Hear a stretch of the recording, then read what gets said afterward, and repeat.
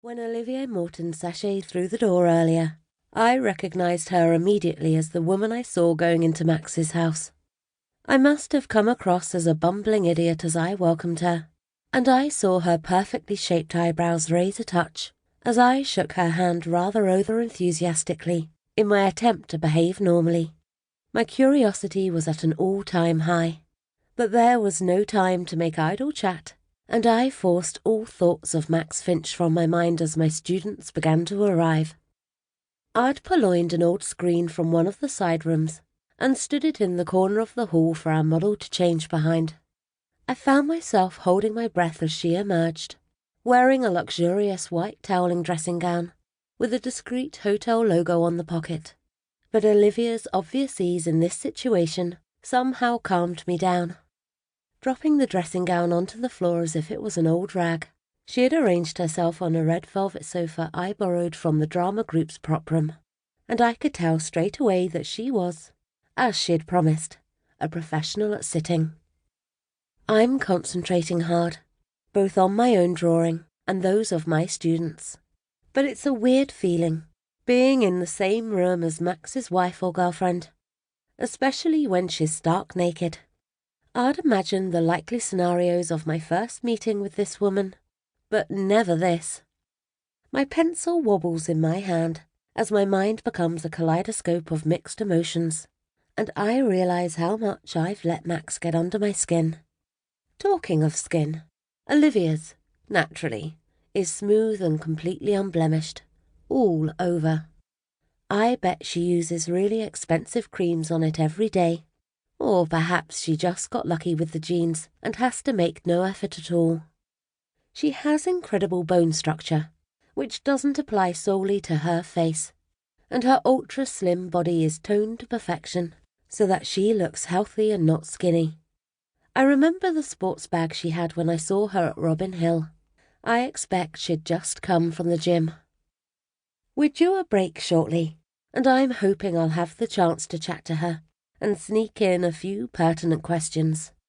My motives aren't exactly as pure white as that dressing gown, but my stupid attraction to Max needs to be put in its place, and getting to know Olivia will surely help that along.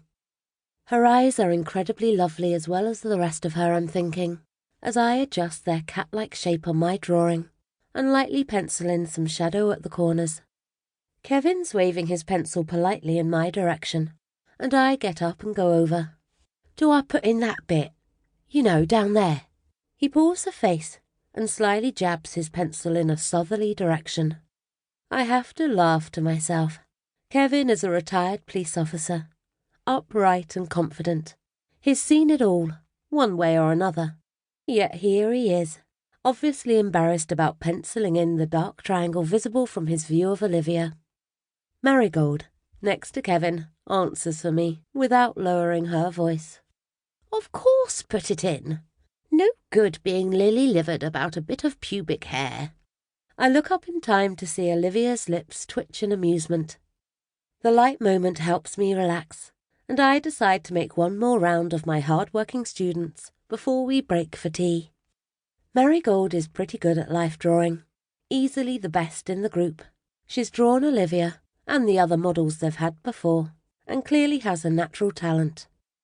Moving round the group, the levels of ability and the styles they use vary widely, but Olivia Morton springs to life in some form or another on every board. Everyone seems contented and absorbed, and I'm pleased it's all going so well.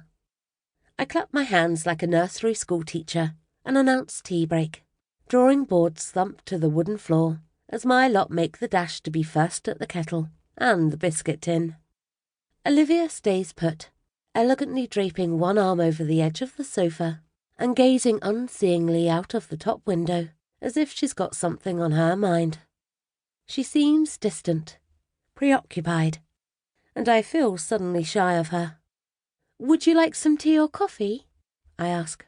If you want to slip your dressing gown on and come over, or I'll bring you one back if you like. Olivia seems to gather herself, swinging her legs and standing up in one smooth movement.